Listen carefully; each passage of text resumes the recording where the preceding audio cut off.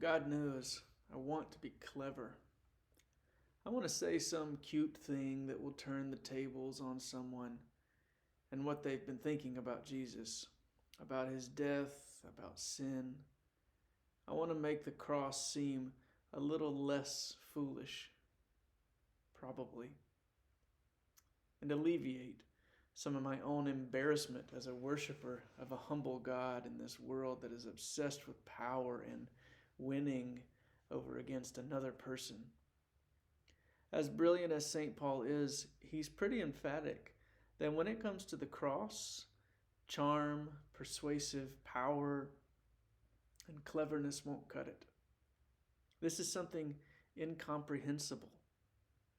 But comprehensive knowing is not all it's cracked up to be. Gloriously, even if we can't get our heads all the way around Jesus and his work at the cross, we can, like John leaning his head against Jesus' breast at the Last Supper, make real saving contact with the Lord. After all, Jesus didn't do what he did to give us a new big idea. He came to give us himself. Whether we understand the cross or not, we can have him.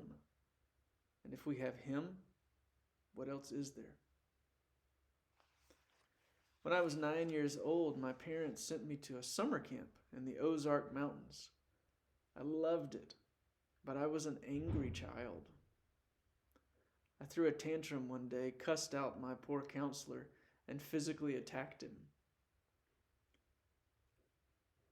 Late that night, after everyone was asleep, he walked me out to a spot in the middle of campus, and we sat on the tailgate of an old red wagon under a big street light. There was no great explosive worship experience, no pyrotechnics or emotional rhetoric. He simply shared the gospel. He helped me identify the burden of guilt that was so frustrating to my young heart. The guilt made me angry. And he told me that I didn't have to solve or carry that guilt, that Jesus wanted to forgive me, and I could hand it over to him.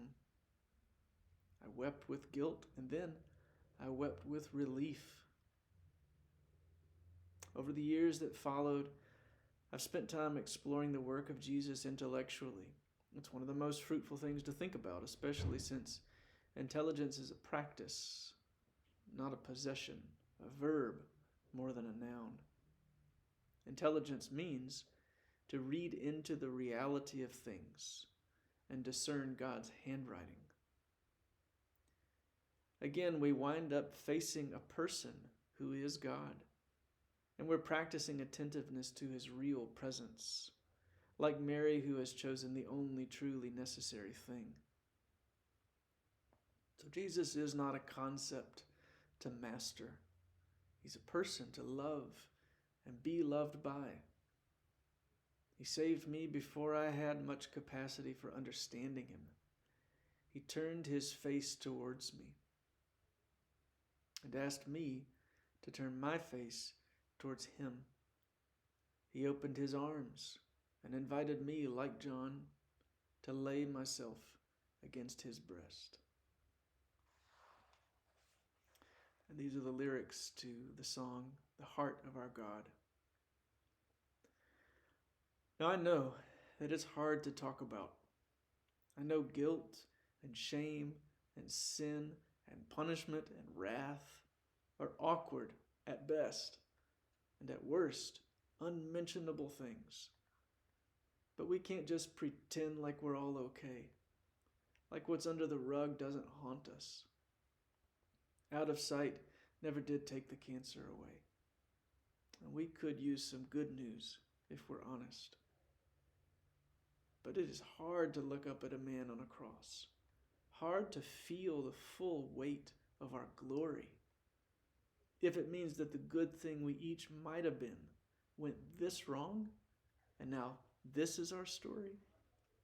That however far from his beauty we fell, that man hanging there is the hard truth of what God had to do to remove the disease of rebellion that killed all his family. Because I swear, you weren't born with these chains on your arms. You were made to dance free as a song. It was not God's intent that your life would be spent slowly dying alone with no hope you could find your way home. Now, whatever you've heard about love up till now, and whatever they say about God, well, I don't think you'll find a more beautiful thing than a friend who would lay down his life. And I promise, it's worth it to stare down the worst, to face up to a face crucified, if it means we can find an old highway has cleared that leads home to the heart of our God. So that is the song intro and the lyrics to The Heart of Our God, which is on the album Only the Lover Sings, and this is the book that goes with the album, the book of essays. And as usual, actually I wrote this essay. I was trying to remember who wrote it, and I was like, oh, me, I did. So I wrote this chapter kind of on the cross, and so you can read that in the book. You can listen to the song on Spotify or Amazon or Apple or wherever you get music, or on my website, MatthewClark.net. And you can get the book on there, MatthewClark.net, or on Amazon. Only the Lover Sings. And then the second book in the Well Trilogy is A Tale of Two Trees. And then the third book will be out in September. It's called Where the River Goes. So thanks for listening, y'all.